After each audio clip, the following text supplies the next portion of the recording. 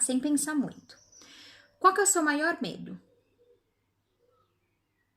Sem pensar muito de novo. Qual que é o seu maior desejo? O que mais você deseja conquistar, ter na tua vida?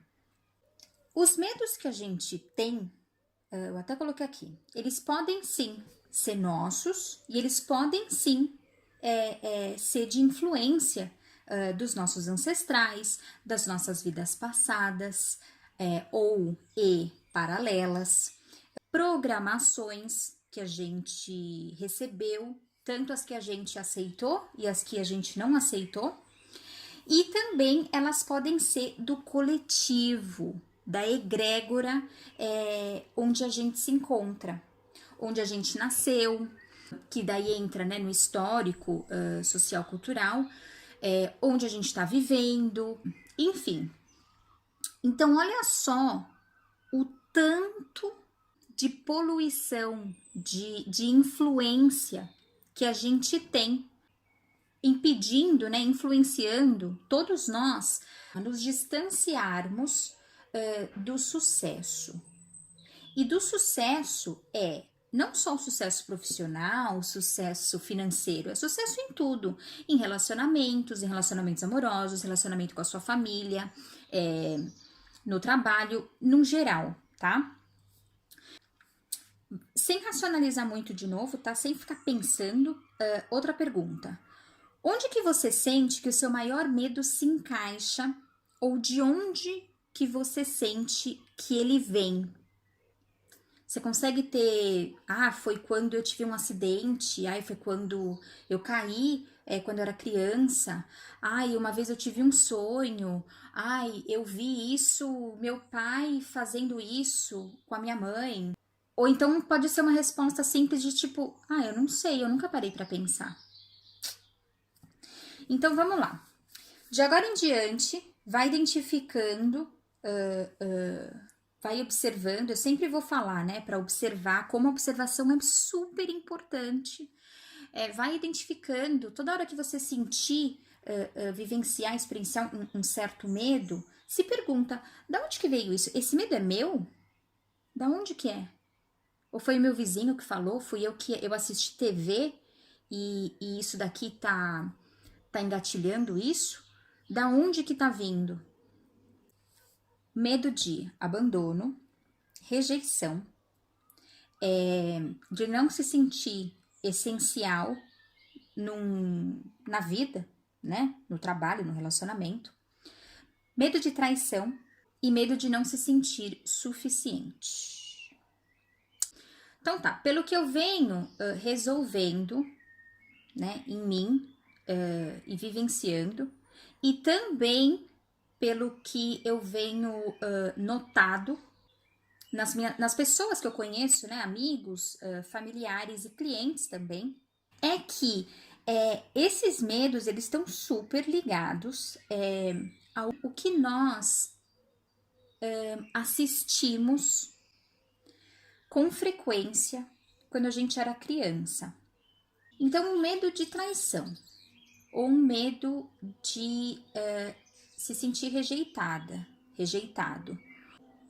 E até o medo de sentir que nunca vai estar num relacionamento bom. Quanto que você assistiu esses cenários quando você era pequena? O que é familiar e o que não é familiar. Então, se eu, Aru, para mim não é familiar o pai presente em casa e mesmo a mãe presente em casa.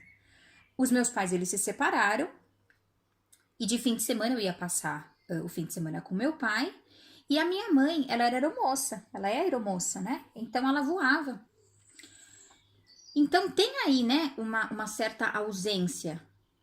Como que eu sei que um relacionamento onde a pessoa que tá comigo, né, o cara que tá presente, ele não vai me abandonar, ele só vai querer me ver de vez em quando. Entendeu mais ou menos? É diferente de a historinha que eu vi, o filme que eu assisti quando eu era pequena, quando eu era criança e na minha adolescente, ser de, nossa, o meu pai, ele chegava todos os dias do trabalho, a primeira coisa que ele fazia era beijar minha mãe, dar um abraço bem forte, depois dar atenção pra gente, brincar um pouco comigo e assim, assim, assado. Ai, Aru, mas o que você está querendo dizer? Então, que toda pessoa que teve um filme, que assistiu uma historinha, né? Que assistiu um filme dos pais distorcido, tem a tendência a ter isso? Sim, tem. Lógico que tem. A gente tá falando sobre a nossa mente, o subconsciente, tudo que foi gravado. E assim, não é para ficar com raiva ou para culpar os pais de forma alguma. Porque se a minha história nessa vida não tivesse sido assim, eu não estaria me fazendo o que eu faço. Porque eu consigo transparecer isso, eu consigo compartilhar isso. E hoje em dia isso é muito claro e eu tenho muita paz com isso. O relacionamento que eu tenho com os meus pais é maravilhoso. Então, de forma alguma, eu tô aqui falando, apontando dedos. Porque os meus pais, assim como os seus pais, eles tiveram também uma historinha, né? Eles assistiram uma historinha quando eles estavam crescendo, quando eles eram criança dos pais dele e assim por diante. Então tá, então vamos entrar agora no medo de ficar doente e no medo de morrer. Isso pode vir de pai e mãe? Pode, até que pode vir sim, porque tem o se sentir pertencido, né?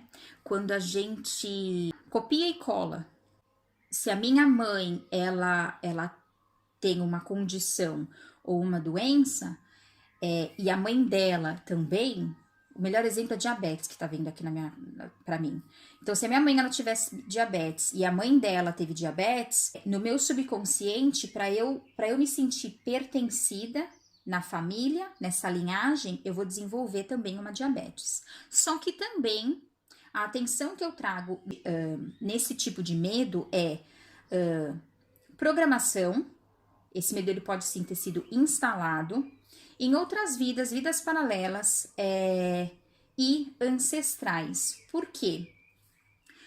Gente, seguindo a linhagem ancestral, imagina a forma de transporte e como que os nossos ancestrais eles foram transportados para o Brasil.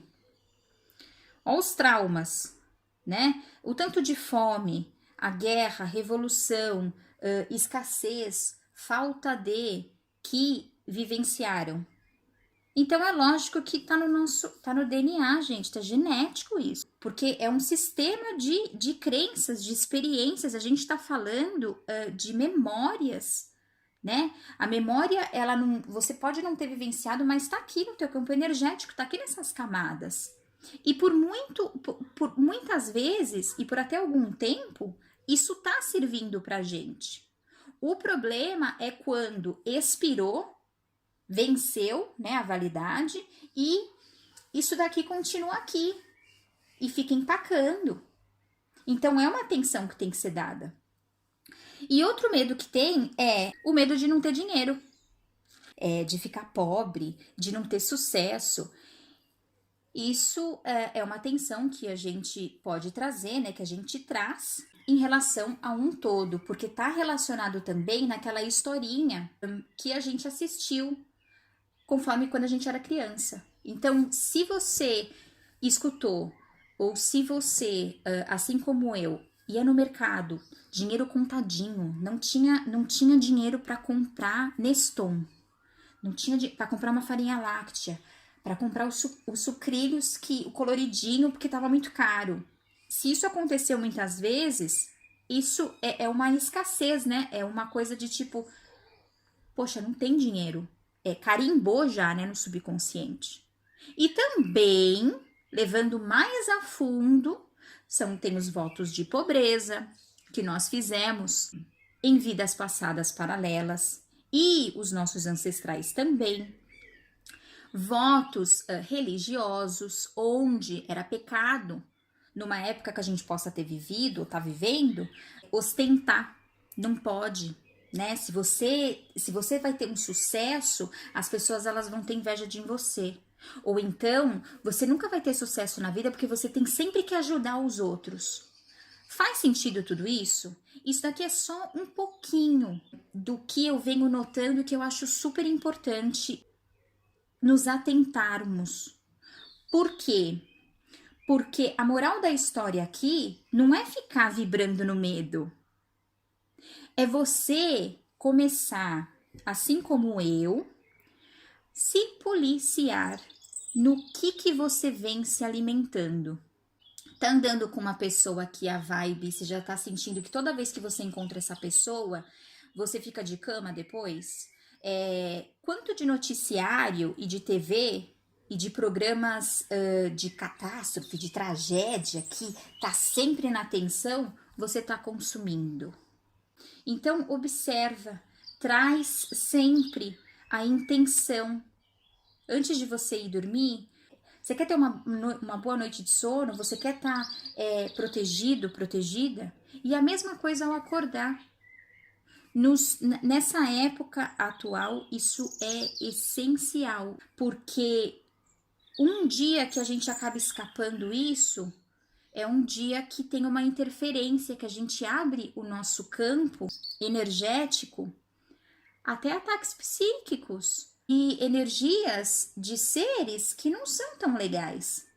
E a dualidade ela tem, né? O vibrar, o vivenciar, vibrar no medo e vibrar no amor. O que é o amor? Amor é confiança, que dentro de você que é possível transmutar, que tem uma força forte e imensa dentro de você que é capaz de materializar e manifestar aqui tudo o que você quer, porque nós somos todos merecedores, tá bom? Um beijo bem forte.